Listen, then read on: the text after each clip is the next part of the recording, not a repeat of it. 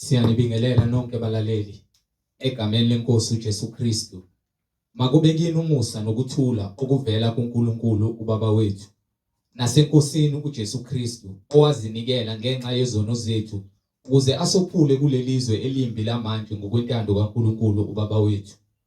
Izwi lenkosi uJesu Kristu leli olalele njengamanje, izwi lenkosi uJesu Kristu lapho sishumayela khona, sifundise, siphinde sihlole imibhalo engcwele ngokwentando kaNkulunkulu kwindodana yakhe uJesu Kristu oyinkosi nomsindisi empilweni zethu.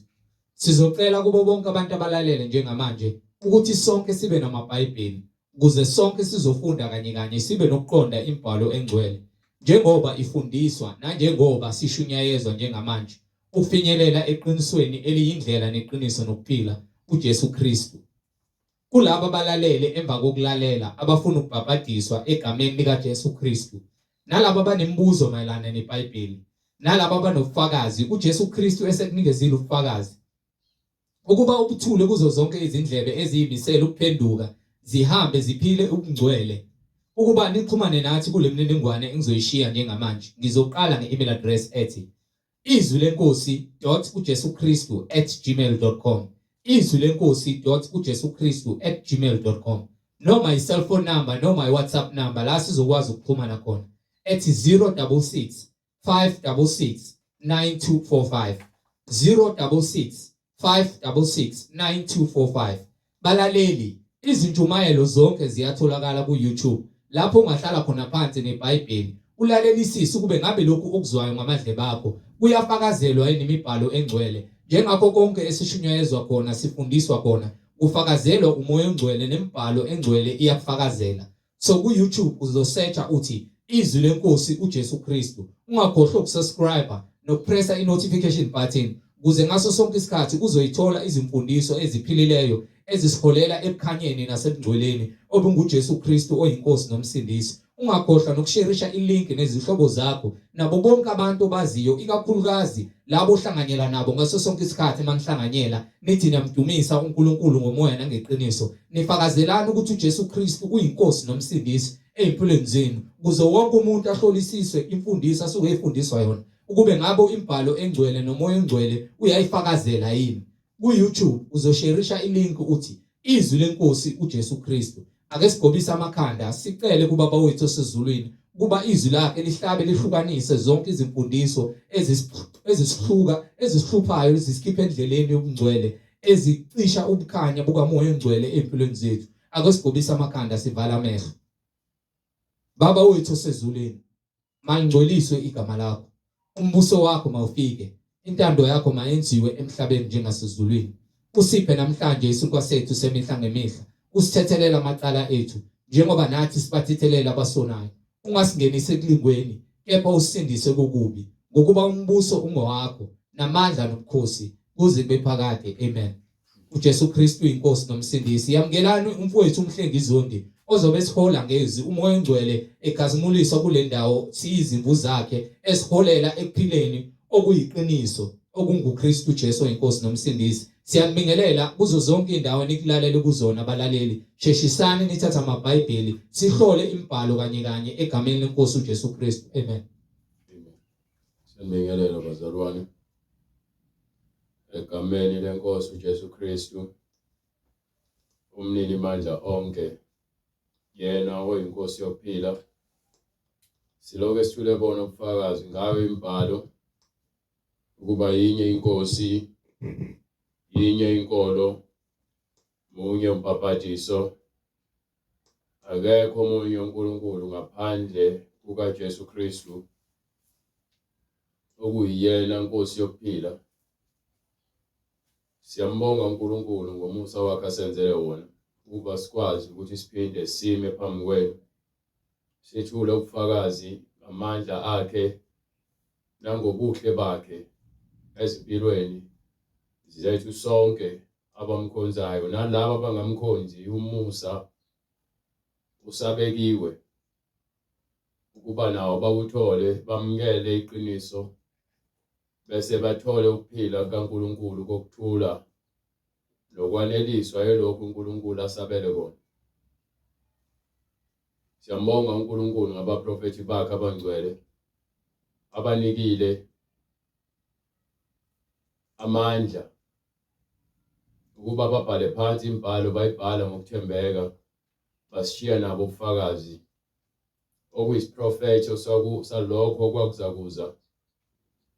Siyambonga uNkulunkulu ngendodana yakhe yona yodwa ayithumele emhlabeni ukuba izoba umhlatshelo wokusindiswa kwethu egameni likaJesu Kristu ogcotshiweyo kaNkulunkulu, umsindisi wethu, umholi weqiniso. Siyambonga uJesu Kristu inkosi yethu yokuphila ngabapostoli bakhe abangcwele abafundisa indlela esiholela ezulwini. Wayesebagcwalisa ngomoya ingcwele ukuba sonke sifanele ukuba nawo uma sizimisele ngokezulwini. Manje ke singena ezulwini ngoJesu Kristu ngokwamukela iqiniso nezwi ayilo. Siyambonga uNkulunkulu bazalwane ukuba usikhethile ukuba sikwazi ukushumayela ivangeli ngokomoya nangokweqiniso. Singakhethi, singasusi, singazifakeli, kepha senze lokho kuyintando yakhe njengokusho kwembhalo. Manje ke bazalwane, enimele kwazi ukuthi mkhulu lo ongakithi kunalobo osezweni. Uma sikholwa kuye ngokuwethemba nangokwethembeka, yena uyakusilwela izimpi zethu thina engeke sakwazi ukuzilwa ngokwenyama ngokuba ezikamoya. Sike sikhulekela uNkulunkulu ukuthi asinqobele kukho konke lokhu thina esingakuboni ngamehlo enyama ngokuba impi ikamoya ngaphambi kokuba ifinyelele enyameni.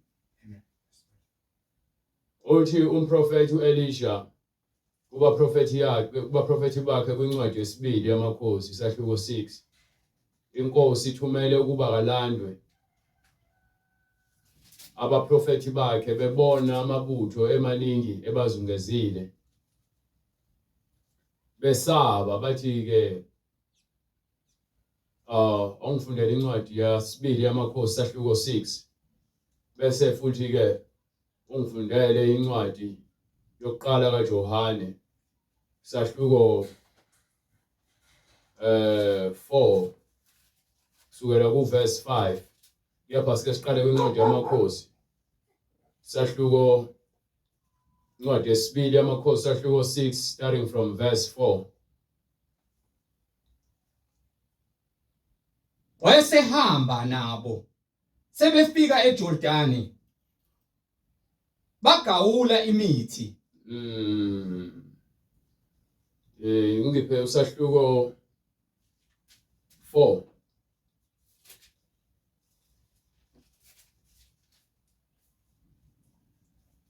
Incwadi yesibili amakhosi isahluko 4 ivesi lokuqala.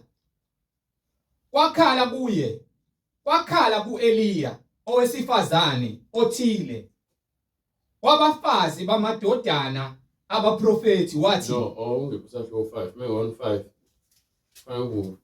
Incwadi yesibili angithi amakhosi isahluko 5 now. Awufunde. uNahamani induna yempi yenkosi yase-Aramu wayengumuntu omkhulu phambi kwenkosi yakhe odusekayo ngokuba uJehova wayenikile i-Aramu ukunqoba ngaye, futhi wayeyiqhawe elinamandla kepha wayenochoko. No, hayi le ngifunde yogulayo usahluko 7 menga usahluko 6 kahle hle. Ufuna 7 ubheke 7 angifuni useshe ngifuna ubheke. Incwadi yesibili amakhosi isahluko 7 verse 1. Wayesethi uEliya, zwanini izwi likaJehova. Usho kanje uJehova uthi, kusasa ngalesi sikhathi iseya lempuphu othi ngizibhekele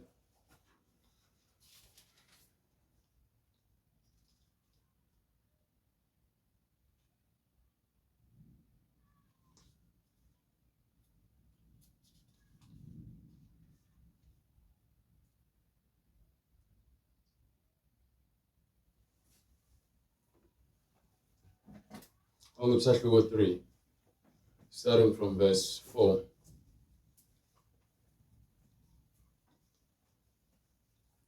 Incwadi yesibili amakhosi isahluko sesithathu ivesi lesine. Yes. Umesha inkosi yakwaMowabi oyefuyile kakhulu izimvu wathela enkosini yakwaIsrayeli uboya.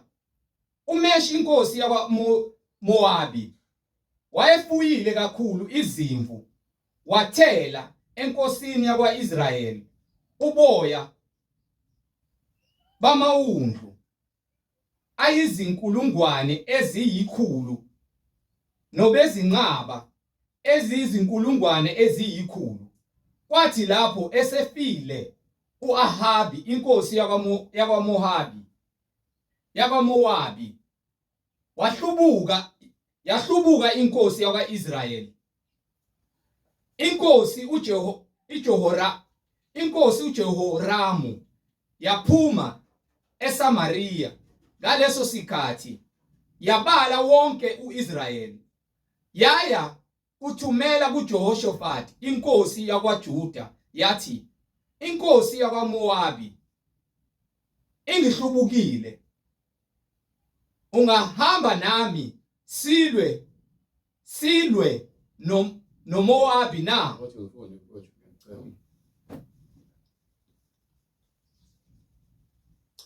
Wathi ngiyakwenyuka nina njengawe, abantu bami njengabantu bakho, amahashi ami njengamahashi akho. Wathi futhi siyakwenyuka ngayiphi indlela na? Yathi ngendlela yasehlane lakwa-Edomu. Yayisihamba inkosi yakwa-Israyeli nenkosi yakwaJuda nenkosi yakwa-Edomu azungeza indlela eyizinsuku eziyisikhombisa. Kwakungekho manzi empi nawezinkomo ezibalandelayo.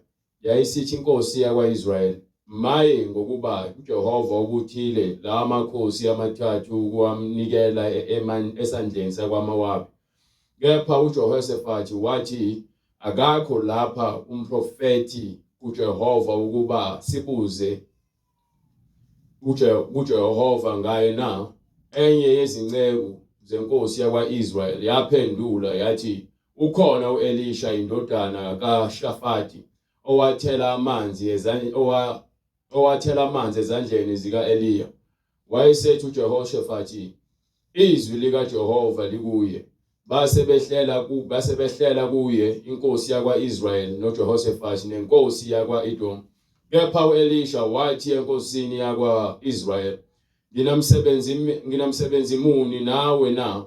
Hamba uye kubaprofeti bakayihlo nakubaprofeti bakanyoko. Kepha inkosi yakwa-Israyeli yathi kuye, hayi, ngokuba uJehova ubizile lawo makhosi amathathu ukuwanikela esandleni sakwaMowabi. Wayesethi uElisha, akuphila kukaJehova Sebawothi engimi phambi kwakhe, uma bengingamazisi uJehoshafati inkosi yakwaJuda ngempela, ngingeze ngakubona. Kepha manje ngiletheleni umbethi wogubhu. Kwathi umbethi wogubhu esabetha isandla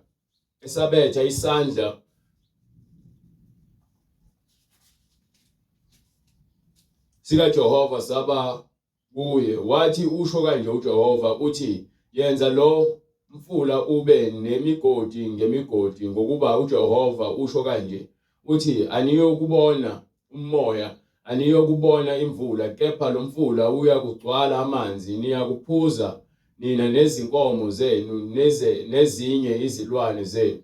Lokhu kulula emehlweni kaJehova. Uyakunikela abakwaMowabi esandleni senu.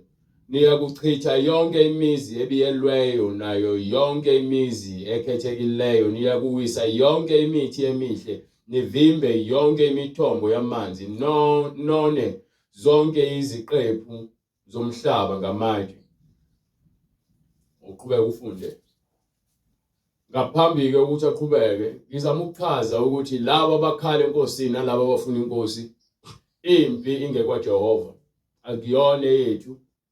Thina sifuna uJehova ukuba kube uyena ongummeli wethu, ongumlweli wethu. So njengoba kunezinto ezenzakalayo kamoya uNkulunkulu ozaziyo, akisithi thina nje siyizimvu ezihamba ngezwi. Uma izwi lisiholela lapho singazi khona siyalilandela. Ingakho uJesu mekhuluma noNikodemu athi abakholwa ngokomoya noma abaholwa umoya, lapho khona umoya kuya ngakhona nabo bayaya. So uma ke thina singabantwana bakaNkulunkulu asimele ukuba sibe baningi ngomlomo ezintweni esingenawo amandla azo, kepha kumele sinikele imikhuleko yethu kuJehova ukuba yena uthembekile. So kukho konke asinakuzitshela ukuthi thina impi ngeyethu. uNkulunkulu uyayinqoba impi kulabo abamethembayo abanqobele izimpi, ngoba kuthiwa yena uyindoda yempi.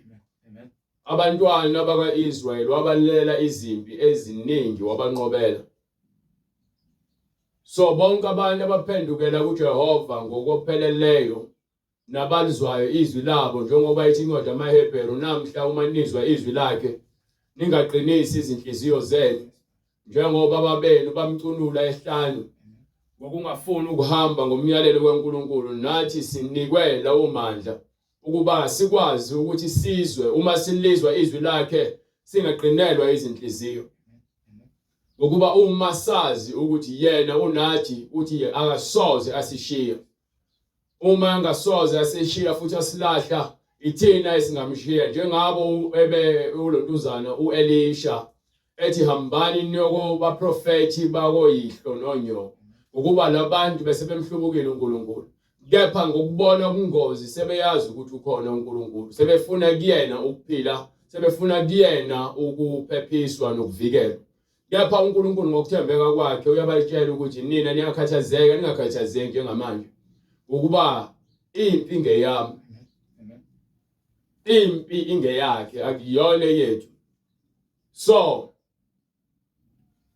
uma ubheka incwadi yokuqala yamakhosi, ngifuna ukubheka usahluko 7 lapho khona uSolomon ekhuleka enkosini, ekhuleka eveza ukuthi uNkulunkulu konke ubhekene naye. Uma sona kwenzeka siphume endleleni, uma sibuya sikhala kuyena uyakusindisa, uma siphenduka ngokwezinhliziyo zethu ngokupheleleyo. Nginike incwadi yamakhosi yokuqala sahluko 7 kusukela kuverse 1. Yebo uSolomon wakha indlu yakhe iminyaka eyi13. Wayiqeda indlu yakhe yonke, wakha nendlu yehlathi laseLibanoni. Ubude bayo babuyizingalo eziyikhulu, nobubanzi bayo babuyingalo eyingamashumi 50, nokuphakama kwayo kwakuyizingalo ezingamashumi 30 phezu kwezinhla ezine zezinsika zemisedari. Imishayo yemisedaru iphezu kwezinsika, yafulelwa ngemisedaru phezu kwemishayo engamashumi 45. Okay, from verse 7. Wenza umpheme wesihlalo sobukhosi lapho ebeyakwahlulela khona. Umpheme wokwahlulela wawubeswe imisedaru kusukela phansi kuze kufike phezulu. Indlu yakhe lapho ebeyakuhlala khona kwelinye igceke phakathi kompheme yayenziwe kanjalo. Wenzela nendodakazi kaFaro abeyithathile uSolomon indlu eyafana nawo umpheme. Konke lokho kwakhiwa ngamatshe anenani elikhulu, amatshe ebenziwe ngezilinganiso esahwe ngamahashi, esahwe ngamahashi, ngaphakathi nangaphandle kusukela esikelweni kuze kufike phezulu. Nangaphandle kuze kube segcekeni elikhulu. Nesisekelo sasingamatshe anenani elikhulu, amatshe amakhulu, amatshe ayizingalo eziyishumi namatshe ayizingalo eziyisishiyagalombili. Naphezulu kwakungamatshe anenani elikhulu, amatshe abizayo. Ngesilinganiso What? Ngesilinganiso semisetho. Oh.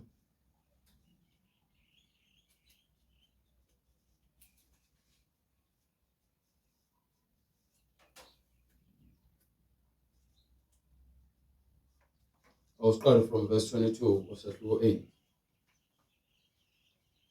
Incwadi yokuqala amakhosi isahluko 8 verse 22. uSolomoni wema phambi kwe-altara likaJehova ebusweni balo lonke ibandla lakwa-Israyeli.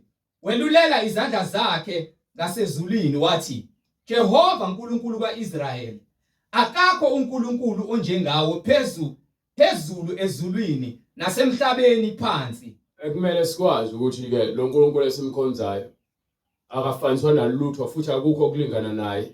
Yena ungaphezulu kwakho konke okukhona emhlabeni.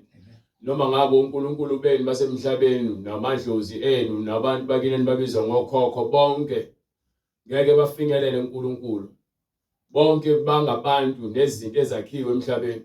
Lo nkulunkulu esimkhonzayo ungaphezulu kwakho konke, mkhulu nakulona izulu lisihlalo sobukhosi bakhe.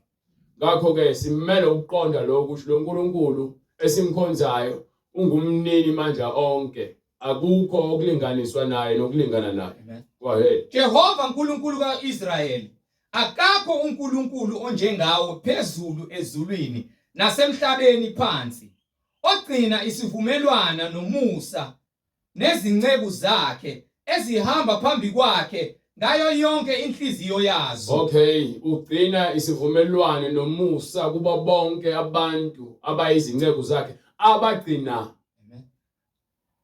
abahamba phambi kwakho ngayo yonke inhliziyo yabo. So kumele sizinikele kuNkulunkulu ngezinhliziyo zethu zonke. Uma sizinikela uNkulunkulu uthembakele kulabo abathembakele phambi kwakhe. Umsebenzi wakhe ukuthi yena abeke indlela thina sihambe. Ngeke futhi sizakhele yethu indlela eya kuNkulunkulu ngaphandle kwale ayibekile. You understand? Amen. Go ahead. Ogcina isivumelwano nomusa nezinceku zakho ezihamba phambi kwakho ngayo yonke inhliziyo yazo. So ngalesikhathi uJesu Kristu esukuma ngesidlo sakusihlwa ethi ke ethatha isinkwa esibusisa esinika abafundi bakhe ethi lokho kungumzimba wami, aphinde futhi athathe isitsha asibusise anikeze abafundi bakhe athi baphuze kusona bonke, baphuze konke okwakuphakathi enkomishini. Emva kwaloko mesathi lokhu ngokuba lokhu kuyigazi lami, kuyigazi lakhe lesivumelwano, isivumelwano uNkulunkulu angasoze asiphula uma sihamba njengokusho kwakhe. Uma sihamba njengokusho kwakhe, lokho kuveza ukuthi kuvezwa kwincwadi kaJohane sahluko 15 from verse 9 to verse 10 or 12. Eveza ngifuna ngivezele incwadi kaJohane 15 sahluko 15 from verse 9. Njengalokhu Baba engithandile nami nginithandile, hlalani othandweni lwami. So uthando lwakhe luyisivumelwane bonke ukwenza ngoba ethatha inkomishi abanika uthi lokhu kuyigazi lami lesivumelwane. Legazi lichitheka ngenxa yothando lukaJesu. Usithandile ukuba azosifela ukuze ngegazi lakhe sikwazi ukungena esivumelwaneni sokuthi uma sihamba ngezinhliziyo zethu siphelele ezindleleni zakhe, siyakuthola isethembiso, siyakuvuna lokho esikutshalayo phambi kwakhe ngezwi lakhe endleleni yakhe lesivumelwano ayibekele labo abakholwayo. Uyena osulwela izinto. Uthi kwenye incwadi yesibili yaTimotheo sahluko 9 kusukela ku verse 9. Incwadi yesibili kaTimotheo sahluko 9. No, sahluko 12 from verse 9. Incwadi yesibili kaTimotheo yamini yaseKorinte ngaxolisa. Incwadi yesibili yaseKorinte sahluko 12 from verse 9. Yathi kimi, Yayisithi kimi, umusa wami ukwanele. umusa waNkulunkulu usanele, not mina kuphela. Kepha wayekhuluma nomuntu ukuthi noma ngabe kuthiwa izono zakho zingakanani, noma ngabe kuthiwa ububi bakho bungakanani, kepha uthi uma uvuma amacala akho, uma ulenze izwi lami, uma uvuma ububi besenzo sakho, umusa wami ukwanele. Ngokuba amandla ami apheleliswa Ukuba ngalesikhathi thina sesibuthaka sesingasakwazi ukuzenzela izinto, sesibuya kuyena sizokhala ukuba yena ulungile, yena uphelele. Uthi ke amandla akhe yilapho khona eza kupheleliswa khona ebuthakathakeni bethu. Hallelujah. Ngapha ngalesikhathi ngisazitshela, ngizibona ngilungile emehlweni ami, ngizibona ngingenza konke ngamandla ami, amandla akhe angeke apheleliswe. Do you understand? Hallelujah. Go ahead. Hallelujah. Yathi kimi, umusa wami ukwanele, ngokuba amandla ami apheleliswa ebuthakathakeni. Amandla ami apheleliswa ebuthakathakeni. Ngakho kunalokho ngijabulela ukuzibonga ngobuthakathaka bami. So ngalesikhathi ubuthaka, uma wazi ukuthi ukhona uNkulunkulu ongaphezulu kwakho konke, njengoba esho uSolomon kwincwadi yamakhosi yokuqala sahluko 8 ukuthi ke lo esikhuluma ngayo wasemazulwini yena uphethe konke esifunayo nalokhu esifuna ukuba yikho, ubungcwele sifanele ukuba bangcwele. So uma ke uNkulunkulu enza isethembiso nesivumelwano nathi ngegazi lakhe, wenzela ukuthi nathi ngezinhliziyo zethu zonke siphile sipheleliswe phambi kwakhe, kungabi khona okusilalelayo ukuze sitholakale singaphelele. Singabeki ithemba lethu kweyethu imphefumulo, singabeki ithemba lethu kweyethu inyama, ungabeki ithemba lakho komunye umuntu, ungabeki ithemba lakho komphefumulo womunye umuntu, kepha ithemba lakho malibe kuJehova. You understand? Go ahead. Incwadi yokuqala amakhosi sahluko 8 verse 24. Ogcine nenceku yakho uDavide ubaba lokho owakusho kuye, yebo, owakukhuluma ngomlomo wakho, ukugcwalisile ngesandla sakho, njengokuba kunjalo namuhla.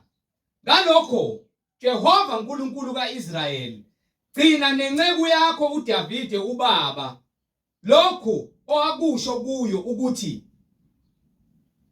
akuya kunqunywa muntu kuwe emehlweni ami ukuhlala esihlalweni sobukhosi sakwa-Israyeli, uma kuphela abantwana bakho beqaphela indlela yabo ukuba bahambe phambi kwami. All right, naye enye indaba futhi.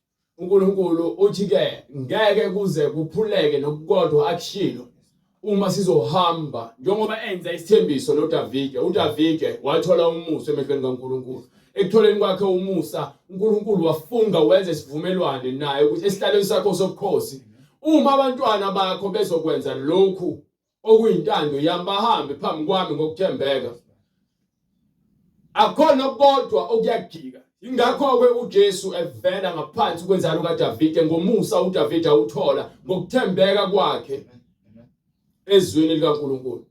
So manje uNkulunkulu ufuna abantu abazothembeka phambi kwakhe, nabantu abazolizwa balenze izwi lakhe. Mawubheka incwadi yamaHebheru sahluko 3, incwadi yamaHebheru sahluko 3, ngifuna from verse 3 noma waqala from verse 1. Incwadi yamaHebheru isahluko sesithathu ivesi lokuqala. Ngakho ke bazalwane abangcwele. Ngakho ke bazalwane abangcwele. Enihlanganyela ukubizwa kwasezulwini. Sihlanganyela manje asabizelwa manje eJerusalema nasemhlabeni. Asenziwa ngesivumelwano sivumelwano sasemhlabeni sokuyongena eKhanani. Manje sekunesivumelwane sokuyongena ezulwini ngegazi likaJesu. You understand? Nangenyama kaJesu, nangomoya kaJesu, siyakwazi ukuyongena ezulwini uma sizokwenza lokhu okuyintando kaNkulunkulu. Ingakho ke uma ubheka incwadi yamaRoma sahluko 12 from verse 1 to verse 4 verse 3 iyacacisela ukuthi kuyini ekumele sikwenze thina abazalwane ukuze singene embusweni kaNkulunkulu. Ingakho uma ethi ke sahluko 12 from verse 1 Ngakho ngiyanincenga bazalwane. Ngakho ngiyanincenga bazalwane Ngobubele bukaNkulunkulu. Ngobubele bukaNkulunkulu. Ukuba ninikele imizimba yenu. Yabona njengoba uJesu anikela umzimba wakhe kuNkulunkulu. uNkulunkulu ufuna sinikele imizimba yethu. Lemnikelo yezilwane negazi lezilwane akwanele futhi akusoze kwanele ngokuba kusigezi sona. Kepha ngegazi likaJesu ngokuzinikela kukaJesu uNkulunkulu waba umnikelo ophilileyo. Nathi ke uma sihamba kuJesu sihamba ngamazwi akhe siyimnikelo imizimba yethu imnikelo uNkulunkulu ephilileyo njengoJesu ngaphandle kwesono. Ingakho incwadi icacisela ukuthi umnikelo ongcwele uyini uNkulunkulu. Ngakho ngiyanincenga bazalwane ngobubele bukaNkulunkulu ukuba ninikele imizimba yenu. Nikela imizimba yethu ibe ngumnikelo ophilileyo. Umnikelo ophilileyo umnikelo ongenasici. uNkulunkulu ngesikhathi efuna isilwane esohlatshwa ngesikhathi sikaMose uthi ke masingabi nasici kusho ukuthi asingabi nakho okusolekayo. Amen. Makungabe futhi esikhubazekile. Makube yimvu noma inkomo noma imbuzi ephelele. Amen. Ukuze ke awamukele nathi ke sifanele ukuba singabi naso isono uma sizinikela uNkulunkulu. Yebo ufike uyisono uNkulunkulu kwamukele uyisono. Kepha ngegazi lakhe nangezwi lakhe uyakukhuculula leso sono ngomoya wakhe oyingcwele ukuba wena uphilele ubungcwele manje uzinikele umzimba wakho kuyena ukuba uNkulunkulu ngumoya ufuna ukuhlala emzimbeni ongenasihla nambimbi. So ngaleyo ndlela wena uma wamukela izwi likaNkulunkulu wena wenza isivumelwano ngomzimba wakho ukuba ube yitempeli likaNkulunkulu eliphilayo njengoba noJesu esenyameni. Lo mzimba lo wawuyitempeli uNkulunkulu lapho ekhona ayenza khona izibonakaliso. You understand? Go ahead. Ibe ngumnikelo ophilileyo ongcwele othandeka kuNkulunkulu. Umnikelo ongcwele uwona othandekayo. So masinikela imizimba yethu kumoya noma ezwini likaNkulunkulu thina ke siba iminikelo engcwele noma kuthiwa bowuyisoni. Kepha mesuhlukene nesono wagezwa ngegazi likaJesu Kristu wagezwa ngamanzi kompapatiso wafakwa umoya oyingcwele wamukela. Wena ke usumnikelo ophilileyo ongcwele umzimba wakho ngoba umoya oyingcwele usehlala kuwena. You understand? Othandeka kuNkulunkulu. Ngoba ilokho okuthandekayo kuNkulunkulu kube ngukukhonza kwenu okuqonda. Indlela esikhonza ngayo. Abantu abaningi bakhonza abantu. Abantu abaningi balandela abantu. Thina sifuna ukukhonza okuqondileyo nokunohlonzo phambi kwamehlo kaNkulunkulu. You understand? Hallelujah. Kube ngukukhonza kwenu kokuqonda. Mese ningalingisi lelizwe. Singafani nabantu balelizwe. Yabona besithi yashumayela angifuni ubheke mina. Ingakho sithi masivule imibhalo siyayihlola imibhalo. Makhona izincwadi esizibheka singazitholi kepha siyazi ukuthi zikhona le khona esikhona. Ukuba yini zivele zibekelwe thina lezi zincwadi ukuba sizazi. So manje besivezela ukuthi sifanele ukuthi siqonde lokho kuyintando kaNkulunkulu. Singahambi ngezimfundiso zabantu ukuthi ngaphambilini sasihamba ngazo silandela abantu singahambi ngokuqonda lokho kuyindlela kaNkulunkulu. Ningalingisi lelizwe kodwa niguqulwe isimo ngokwenziwa ibe yintsha ingqondo yenu. So ingqondo kuqala imele ishintshe. Kepha ngeke izishintshe ngaphandle kobungcwele. ngeke izishintshe ngaphandle kwemfundiso, ngeke izishintshe ngaphandle kwaJesu Kristu. Ingqondo yakho izoqhubeka ibhebhetheke ebubini, wande esonweni ngokuba ubungcwele awunabo, uJesu awumazi. Kepha mase ufinyelela eqinisweni lokumazi uJesu nokuthi ukhonza kanjani uJesu, then ilapho khona uzobe sowuqala khona ukukhonza kwakho sekuguqulwe ingqondo yakho ibe yintsha. Songasahambi njengokwezwe, kepha sowuhamba njengokwezwi, hayi ngokwezwe, njengezwi lisho. Mase uqonda izwi, then kusho ukuthi uNkulunkulu usefikile kuwena ukuzokuhlambulula, ukuzokugeza, ukuzokwenza ibe yintsha ingqondo yakho. You understand? Bese kwenzekalani? Kodwa niguqule isimo ngokwenziwa ibe yintsha ingqondo yenu, Yes, sir. ukuze nibe nokuhlolisisa. Manje ke into ebalulekile futhi ukwazi imibhalo. That's why mengivula iBhayibheli sithi vulani amaBhayibheli enu, wozani amaBhayibheli enu, mase emva kaloko sihlole imibhalo ukuze sikwazi ukuhlolisisa ini okuyintando kaNkulunkulu. uNkulunkulu ukhuluma ngabantu abahamba ngenhliziyo ekholekileyo, nabantu abanhliziyo yabo inamathele ezwini lakhe. Ukhuluma ngabantu abathanda umyalelo wakhe bawugcwalise. Ingakho ke lapha kwincwadi yamaHebheru sahloko 3 mawufunda from verse 1 ithi sihlanganyele kubizo lasezulwini hayi lasemhlabeni. Izinto zasemhlabeni izosala la uJesu ungabuya noma inini. Mefica wena ubambelele into zasemhlabeni uzosala embusweni wakhe, kuthathwe labo inhliziyo zabo ezinamathele ezwini lakhe. Go ahead. Incwadi yamaHebheru sahloko sesithathu ivesi lokuqala. Yes, sir. Ngakho ke bazalwane abangcwele, Ngakho ke bazalwane abangcwele, enihlanganyela ukubizwa kwasezulwini, go ahead. qaphelani umpostoli Qaphelani umpostoli, nompristi omkhulu sikhuluma ngoJesu Kristu. wesivumelwano sethu, Isivumelwano esihamba ngaso sifuna imfundiso yesivumelwano. Amadlozi akuthembisa ukuthi uma uchicha igazi bazokuvulela izinhlanhla. Bakuthembisa izangoma zikuthembisa zonke izinto kufanele ukuchithize igazi lezilwane. Thina salifuna igazi lezilwane.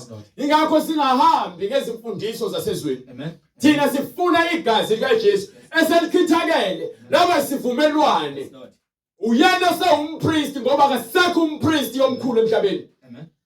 uJesu Kristu ungumpostoli omkhulu ezulwini nasemhlabeni, omkhulu ongumpriest omkhulu ezulwini nasemhlabeni. Wesivumelwano sethu, Isivumelwano esinaso singoJesu manje. uJesu Go ahead.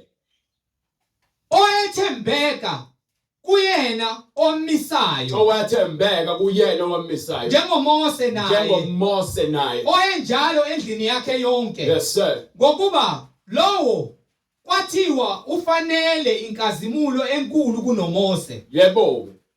njengalokhu oyakhileyo indlu unodumo olukhulu kunendlu. So ke uJesu uNkulunkulu yena owakhe lendle sikuyona njengamanje lalela. Yabo njengoba umile noma uphefumula uyidokodo elakhiwe. Mkhulu uNkulunkulu kunawe. uMoses mkhulu uJesu kunaye. Ngokuba uMoses yena wayengeyena lo owakhile indlu, kepha wayengothunyiweyo yilowo mkhulu. Ingakho ke lowo mkhulu eze azizele yena enyameni ukuzokhombisa ukuthi le dokoda lakhile ufuna limiswe kanjani kulomhlaba. Ukuze sikwazi ukubuyela kuyena lo sibizile ezulwini, simele ukuhamba kanjani, le dokodo kumele siligcine linjani. You understand? Ngoba ithempeli imizimba yethu. Amathempeli akuona la wena wakhaya. Ithempeli umzimba wakho. Go ahead. Ngokuba yileyo ndlu yakhiwa ngothini. Understand? Le tempeli abalakhaya igama likaNkulunkulu lifanele ukuhlala khona. But yena umoya wakhe ngeke uzuhlale endlini yakhiwe ngezandla. Umoya wakhe ufuna ukungena kule muntu lo amakhile oyiwo oyimi noma onguwe. uNkulunkulu ufuna lokho kuphela. So ukuthi uyalazi izwi iBhayibheli, uma ungalenzi, uma ungakhuleki ngokuqonda, uma ungakhozi ngokuqonda, wena ukholo lwakho aliphelele ngoba umoya ongcwele unawo. Sifanele ukwamukela umoya ongcwele. Understand? Hallelujah. Go ahead. Ngokuba yileyo ndlu yakhiwa ngothile, Leyo ndlu yakhiwa ngothile, kepha owakha konke nguNkulunkulu. so owakha konke uNkulunkulu. uMose kambe wayethembekile endlini yakhe yonke njengenceku, kuze kube ngubufakazi balokho obekuza kukhulunywa. Kepha uKristu uthembekile njengendodana phezu kwendlu yakhe. Indlu kabani? Phezu kwendlu yakhe. So yabona mekukhulunywa ngokuthiwa inhloko uKristu. Inhloko yebandla thina siyithempeli. Uma sihlangene siyibandla siyithempeli likaJesu Kristu ngokuba umoya wakhe uphila kuthina. Amen. Sakhiwe nguye ngokusibiza ngomoya wakhe sibe munye kumoya. Noma ngabe useZimbabwe, noma ngabe useMpumalanga, noma ngabe usePretoria eGoli, noma ngabe uKwaZulu, noma ngabe usemaXhoseni Eastern Cape. Kepha ke ngokuba simunye ngokamoya sike emzimbeni kaKristu. So indlu eyakhe thina siyiyo. Amen. You understand? Esiyindlu yakhe thina. Yes. Uma sibambisisa. Uma sinjani? Uma sibambisisa isibindi nentokozo yethemba. Ukukholwa ungcwele akuyona into yamavaka. Akuyona into yamagwala. Into yabantu abafuna ukuma ekungcweleni ngokweqiniso nangokomoya. Sibiziwe emzimbeni ukuba sizoma kulomzimba sakhe sibe ingxenye yawo. Singeze ugudlukela usathane sibizela emnyameni. Understand? Go ahead. Uma sibambisisa isibindi nentokozo yethemba liqine kuze kube sekupheleni. Go ahead. Fanele sihambe le ndlela yokukholwa kuze kube sekupheleni. Amen. Go ahead. Ngalokho njengokusho kukamoya oyingcwele uthini umoya oyingcwele? Namhlanje yabona ke siyaphindelela uthi namhlanje uma nilizwa izwi lakhe, uma silizwa izwi lakhe, ningazenzi lukhuni izinhliziyo zenu masingaqinisi izinhliziyo zethu njengasekucunuleni ngosuku lokulingwa ehlane. Ngalesikhathi kulingwa ehlane Lapho oyihlo bamlinga. Lapho khona oyihlo balinga uNkulunkulu. Lapho oyihlo bangilinga bengihlola. Noma bebona imisebenzi yami. Noma bayabona imisebenzi kaNkulunkulu. Iminyaka engamashumi amane. Khona uNkulunkulu ebabekile ehlane ukuze abahole ngezwi. Bekhala abanike, befuna abanike. Kepha ukholo lwabo laba lincane. Ingakho ke lento ayishoyo manje umoya oyingcwele athi kwincwadi yokuqala kwaseKorinte sahluko 10 kusukela kuverse 9 iyaveza ukuthi zonke lezi zinto ezenzeke ehlane ngalesikhathi beholwa umoya oyingcwele beholwa uJesu Kristu. Lezi zinto zenzelwa kube zibe isibonelo kuthina ukuthi nathi masihambe ngokuqaphela le ndlela yokholo, singahambi njengokuba bona bamlinga uNkulunkulu. Khona sebakhombisile amandla akhe izinsuku iminyaka ewu40 kepha still bamthuka ngemisebenzi yabo. You understand? Incwadi yokuqala kwabaseKorinte isahluko 10 verse 5. Go ahead. Kepha iningi labo uNkulunkulu wayengathokozi ngabo. Yes sir. Ngokuba bashaywa phansi ehlane. Kepha lokho kwaba yizibonelo. Kepha lokho kwaba yizibonelo. Ithi kubani? Ithi kubani? Ithi akhulunywa nabantu bamaJuda lakhulunywa nawo wonke umuntu ukuba labantu babesehlala abazwanga. Amen. Bengazwanga nje konke uNkulunkulu akwenza kubona kwakuyizibonelo kithi size singafisi okubi, ukuze singafisi ukwenza okubi noma ukuphambana nezwi lakhe elipheleleyo. Njengalokho bona babekufisa, njengoba bona benza izinto ezimbi nokuzifisa. Futhi ningabi ngabakhonza izithombe njengabanye kubo. So simele ukuthi singakhonzi abantu, singakhonzi ilanga, singakhonzi ushembe, sikhonze uJesu Kristu. Simele ukukhonza uNkulunkulu okuphila njengoba esho uSolomon kwincwadi yakhe emakhosi ahluko sokuqala kusukela kuverse incwadi yokuqala amakhosi ahluko 8 bengibe kuverse 1 verse 17. Go ahead. No, ngifuna from verse 22. uSolomoni wema phambi kwe-altare kaJehova. Yes sir. Ebusweni balo lonke ibandla lakwa-Israyeli welula izandla zakhe ngasezulwini wathi, Jehova uNkulunkulu kaIsrayeli, Jehova uNkulunkulu kaIsrayeli, akakho uNkulunkulu onjengawe. So lo uNkulunkulu ngeke size simqhathanise nanoma ngabe yini ekhona emhlabeni phezulu ezulwini ukuba akukho okufana naye ephezulu ezulwini nasemhlabeni phansi ogcina isivumelwano nomusa yena isivumelwano sakhe simile nomusa wakhe umile nezinceku zakho ezihamba phambi kwakho bonke abantu abazwayo balenze izwi lakhe ngayo yonke inhliziyo yazo ngayo yonke inhliziyo ingakho ke lapha kwincwadi yakhe umaHebheru usahluko 13 from verse 7 and 8 Ncwadi yamaHebheru usahluko 13 verse 7 and 8 mangaphosisi bakhumbuleni ababenihola bekhuluma izwi likaNkulunkulu I'll go from verse 5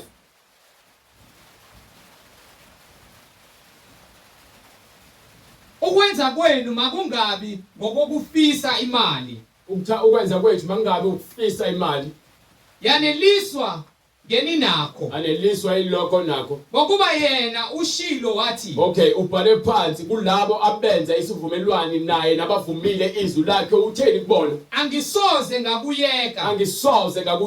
angisoze ngakushiya so manje uma esho kanje uthi ngale uSolomon uNkulunkulu usenze isivumelwano uyasigcina kulabo abaphelelisiwe ekuhambeni kwabo ngenhliziyo yabo yonke emazwini kaNkulunkulu nangokwesivumelwano sabo noNkulunkulu ukuze sisho ngesibindi sithi ukuze sikwazi ukusho lokhu ngesibindi sitheni inkosi ingumalusi wami uNkulunkulu uJesu Kristu ungumalusi wami angeke ngesaba umuntu angangenzani na why esho kanje ngithe ngifuna incwadi yokuqala kaJohane sahluko 4 bese ungivulele le verse ethi ke uNkulunkulu ungumalusi wami anguye kwesaba ngifuna uverse 5 bese iyagcwalisa lokho incwadi yokuqala kaJohane yes sir isahluko sesine verse 5 go ahead bona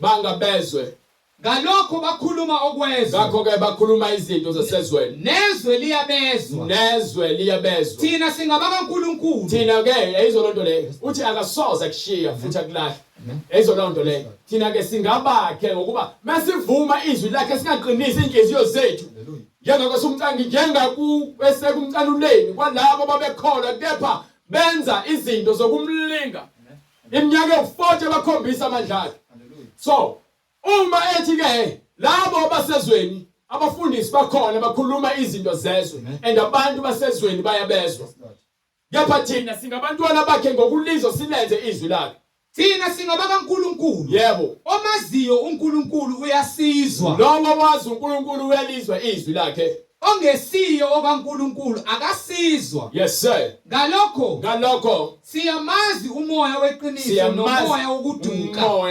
nomoya wokuduka go ahead bathandekayo masithandane ngokuba uthando luvela kuNkulunkulu yabona uma ngase sikwazi ukunqoba lento eshiwa ile verse ukuthandana yabona umoya ingcwele singakwazi ukumuzwa sonke ngokuba yena ufuna sithandane uma singakwenzi lokho angikhathali ukuba ngabe siya kangaka esontweni uma singathandani uma singayenzi lento ayishoyo ukuba uthi ke umyalelo omkhulu uthi wothanda uNkulunkulu wakho ngenhliziyo yakho ngamandla akho nangomoya wakho nangomphefumulo wakho mesithi olandulela lowo uthi wothanda umakhelwane wakho njengokuba uzithanda uthi ke lemiyalelo yomibili abaprofeti nomthetho kulenga kukhona uma sihlula ukwenza lokhu okushiwo iBhayibheli njengamanje ukuba sithandane angikhathali ukuba ngabe sithi sicula kangakanani siyakhuleka kepha singakwenzi lokho okufuna uNkulunkulu ukuba ikona okubhebhethekisa isono emhlabeni ungathandani ukuba uma esho uJesu ke enza kumakhelwane wakho lokho ongathanda ukuthi kwenziwe kuwena ingoba yini ufuna ukuthi uthande umakhelwane wakho umyalelo obalekile nomkhulu owothando anginandaba okunye ngiyakubona because uma unalothando olufuna uNkulunkulu ethi ke thina siyalazi iqiniso uma ulazi iqiniso ingokuba uzo-understand ukuthi uNkulunkulu isizathu sokuletha uJesu Kristu emhlabeni ukuzosindisa thina othandweni ukuba siphile ngothando anginandaba ukuthi nithi ke nithini ngifuna nje lokho kubalekile ukuthandana kuNkulunkulu. Yabona abantwana bakaNkulunkulu, awubheki lokho okufuna wena, ubheka lokho okufuna uNkulunkulu. Ukuba lokho okufuna wena isikhathi esiningi ukuhambisana nezinkanuko nomuzwa wakho. Kepha lokho okufuna uNkulunkulu usibekela konke lokho ngabe ukubheka wena ngamehlo akho ukwenze ubone okubi komunye umuntu. Hallelujah. Ukukhuliswa nobungcwele, ukwehlelwa nomoya ingcwele, yikokuba uJesu uthi walithanda izwe kangaka waze walifela. Ungaba nothando lokuthi wena ufele uNkulunkulu, ufele ubungcwele bakho. Noma unothando lokuthi ke ufele imali, ufele untshontsha, ufele utshwala, ufele ubufebe, ufele ukuphinga, ufele ubuthakathi, ufele ukudaka utshwala, ufele amanga. Ngabe ikona kuphi ofuna ukukufela? Ngabe iqiniso noma usathane? Waphela uma umthanda umakhelwane wakho njengoba uzithanda wena, ngeke uze umqambele amanga, ngeke uze umtshontshele, futhi ngeke uze umfebele. Ukuba nimunye othandweni. Uthando lukaNkulunkulu, uNkulunkulu busho lokho. So uma sishumayela, ngishumayeleni mina ukuthi wena uvela uphenduke nje. Qala ufune ukufunde ukuthi ukuyini okuyintando kaNkulunkulu. iBhayibheli melikhuluma ukuthi masinikane imizimba yethu. uNkulunkulu uluthando. Onginika incwadi yake, incwadi yokuqala yaJohane sahluko 5. Sifuna ukuveza ukuthi uNkulunkulu ubani. Mase unginike starting from verse 1 muthando. Incwadi yokuqala kaJohane sahluko sesihlanu verse lokuqala. Yes sir. Yilowo nalowo okholwa ukuthi uJesu unguKristu. Yes. Uzelwe nguNkulunkulu. Uzelwe uthando. uNkulunkulu uluthando. Nalowo othanda ozeleyo uthanda naye. Othanda ozelwe njengawe, nawe uthanda bani uNkulunkulu? Go ahead.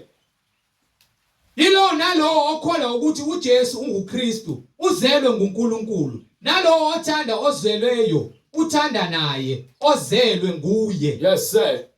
Ngalokho siyazi ukuthi siyabathanda abantwana bakaNkulunkulu nxa sithanda uNkulunkulu. Yes. Senza imiyalo yakhe. Ngokuba ukuthanda uNkulunkulu yilokhu ukuba sigcine imiyalo yakhe. Yezo lento le ukhiye uqala injwe ulowo. Angikwazi ukuthi ngithande uNkulunkulu but intando yakhe ngiyenze, umiyalo wakhe ngogcina. Lokho kuyefana ukuthi mina ngithi ngiyamkholwa uNkulunkulu kepha ngezenzo ngiyamphika. Kusizana ukuthi ngithi ngiyakholwa kepha inhliziyo yami ingavuma ukwenza izwi. Kusizana ukuthi ibe likhulu inhliziyo yami ekuzweni izwi ngilenze. Kunokuthi ngilizwe ngilazi izwi bese ngithi ngingcwele ngoba ngiphathe iBhayibheli ngesontweni kepha izwi angilenzi. Anginamsebenzi mina noNkulunkulu. Hallelujah. Angikwazi ukuxola, angikwazi ukudedela inhliziyo yami ilikhuni. Angikwazi ukupha. Mina kuphela ngifuna ukuzaka kumina ngiyiqile. Anginawo ukungcwele mina. Ngiyiqile igama lami ngindodana kaSathane. Manike. Hallelujah. Ngalokho siyazi ukuthi nxa sithanda uNkulunkulu senza imiyalo yakhe ngokuba ukuthanda uNkulunkulu yilokhu ukuba sigcine imiyalo yakhe. Nemiyalo yakhe ayinzima ngokuba konke okuzelwe nguNkulunkulu kuyalinqoba izwe. Konke okuzelwe uNkulunkulu akushiwa ukuthi bonke abantu abadalwe uNkulunkulu uyalinqoba izwe. Kukhona abantu abazelwe ngokomoya. Amen. Understand? Ukuba uthi bonke abakholwa egameni likaJesu Kristu baba ngamadodana hayi ngokwentando yomuntu noma ngokwegazi, kepha ke ngokukaNkulunkulu ngokomoya sebamukele umoya wothando. Ingakho sebebizwa ngabantwana bakaNkulunkulu. Angifuni uhambe lapho ngifuna uqedele bright. Go ahead. Ngubani onqoba izwe? Ngokuba konke okuzelwe nguNkulunkulu kuyalinqoba izwe. Lokhu kuyinqoba enqobe izwe ukukholwa kwethu. Kubani onqoba izwe uma kungesiye okholwa ukuthi uJesu uyindodana kaNkulunkulu na? Nguye lo oweza ngamanzi nangegazi uJesu Kristu. Kungengamanzi odwa kodwa amanzi nangegazi nomoya ongofakazayo ngokuba umoya uyiqiniso. Qhubeka. Qhubeka Bright. Kuye lo oweza ngamanzi Bright uphinde into eyodwa manje bengithe qhubeka mina ngisho ukuphinda lento ephindile. kungengamanzi odwa kodwa ngamanzi nangegazi nomoya ongofakazayo ngokuba umoya uqinisile ngokuba bathathu abafakazayo umoya namanzi negazi labo abathathu bavumelana entweni inye. Uma samukela ubufakazi babantu ubufakazi bukaNkulunkulu bukhulu bunalobo. Ubufakazi bukaNkulunkulu asikhulume ngomoya wakhe wothando. Bona bukhulu kunalokho konke ongakhuluma abantu. Uma samukela ubufakazi babantu asamukele lobu bothando. Uma ngase uzifake ezicathulweni zokuthanda uthetele lo moya wokuthanda njengokuba ke uzithanda uthanda omunye umuntu ungafakaza ngoNkulunkulu ungafakaza ngoJesu.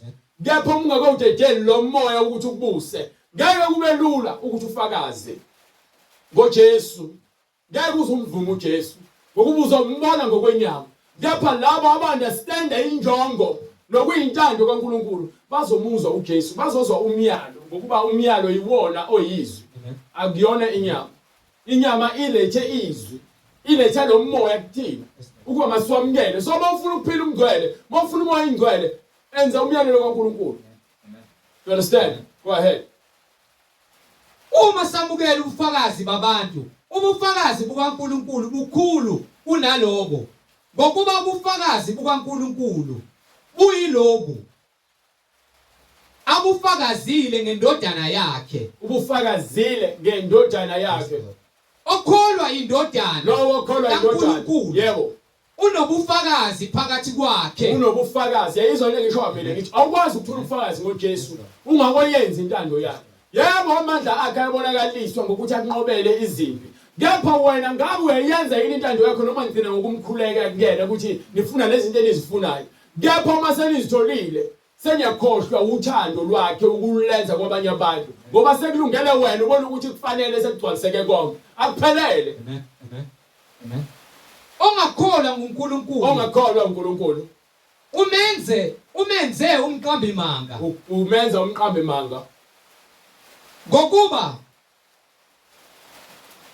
engakholwanga ngobufakazi uNkulunkulu abufakazile ngendodana yakhe. Yilobu ubufakazi ukuthi uNkulunkulu usiphile ukuphila okuphakade. Sithole ukuphila okuphakade. So uthando loNkulunkulu olwaphakade. Nalokhu ukuphila kusendodaneni yakhe. Lokhu kuphila lokhu sikuthola ngoJesu Kristu. Ingakho sithi uJesu Kristu uyinkosi yokuphila. Onayo indodana. Onayo indodana. Unokuphila. Unokuphila. Ongenayo indodana kaNkulunkulu akanakho ukuphila. So ivangeli elishunyelwayo lokuphendula abantu ezonweni nokuthanda uNkulunkulu ngokuhamba ngokumyalelo wakhe ophelele kuJesu Kristu. Uma sifuna ukuphila lempilo yokuphakade yaphakade sifanele ukwenza umyalelo kaNkulunkulu ngoJesu Kristu. You understand? Banike incwadi yezenzo ngenxa lemvulo ephazamisayo. Incwadi izenzo isahluko sesibili verse 38.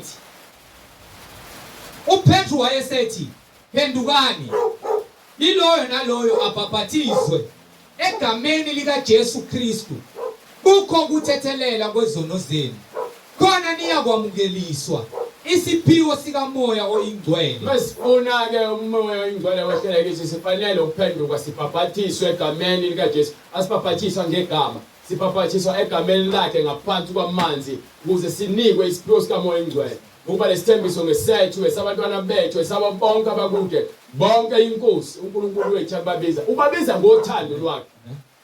So wena mawuzwa izwi lisebenza inhliziyo yakho likutshela ukuthi wena unenkinga noma wakho ukhulumisana naye unenkinga nendodakazi yakhe nikhulumisana umoya kaSathane lo odala uqhakele. Niyaphikisana ngezinto engenamsebenzi umoya kaSathane lowo odala uqhakele. uNkulunkulu ufuna sibe munye ngokukamoya. Akukho esikwenzela udumo lwethu akukho futhi esikwenzela ukuthi abantu baphakamise thina. Sifuna abantu baphakamise badumise uNkulunkulu osithandileyo ukuba nikele ngendodana yakhe ukuba izoba umhlatshelo wokuphila kwethu. uJesu Kristu inkosi. Yilowo nalowo ofuna ukubhaphathizwa ahambe indlela yomngcwele uyakusithinta kule nombolo ayibonayo ku screen noma ke kwi email address yokusibhalela. uJesu Kristu inkosi uNkulunkulu wethu asigcine sonke egameni likaJesu Kristu ukuze kube siyafinyelela eqinisweni sothandweni ngaphambi kokuthi abuye azoqoqa ibandla lakhe. Siyacela ukuba bona bonke abafuna ukubhaphathizwa basithinte emaduzane ukuze uNkulunkulu ezokwenza indlela sifinyelele kini ingene emanzini egameni likaJesu Kristu. Sicela usibale umkhuleko. Baba, egameni lenkosi yethu uJesu Kristu, uNkulunkulu onamandla, siyabonga izwi lakho Nkosi. Siyacela Moya Ongcwele libe isikhali esiqijileyo esihlabantla ngothi zombili Nkosi, sihlabe lihlukanise, sahlulele Nkosi imicabango nemidlinzo phakathi kithi Nkosi, ukuze sihlolisise okuyintando yakho Moya Ongcwele, okuhle phambi kaNkulunkulu, okuhle okuthandekayo, okuyigugu phambi kwakho Moya Ongcwele. Siyacela Nkosi singanikeli iminikelo Nkosi engcolileyo siyibiza ngabantwana bakaNkulunkulu abazele kabusha, kepha Nkosi uthando singenalo, ukuxolela singenakho Nkosi. Umoya Ongcwele ungakhazumuliso, ungayitholi indawo empilweni zethu. Imizimba yethu ingalona ithempeli likaNkulunkulu, kepha sikubiza ngezindebe, kepha singabanyanyekayo nabazondanayo. Siyacela Moya Ongcwele uhlolisise inhliziyo zethu, sembule njalo kuba siyizoni phambi kwamazulu, silungisiswe ngoKristu Jesu inkosi nomsindisi. Mayenziwe intando yakho Nkosi uJesu Kristu empilweni zethu njengasezulwini. Usithethelele Nkosi amacala ethu, silungisise egameni lenkosi yethu Jesu Kristu. Siyabonga Moya Ongcwele ukuba wena uyambula ukuthi izwi lakho lihle liphilile, lihlaba lihlukanise Nkosi imisedari yonke namandla obumnyama. Liyahlulela Nkosi, liletha ukuphila kithi kuKristu Jesu inkosi nomsindisi manje naphakade. Amen. Amen.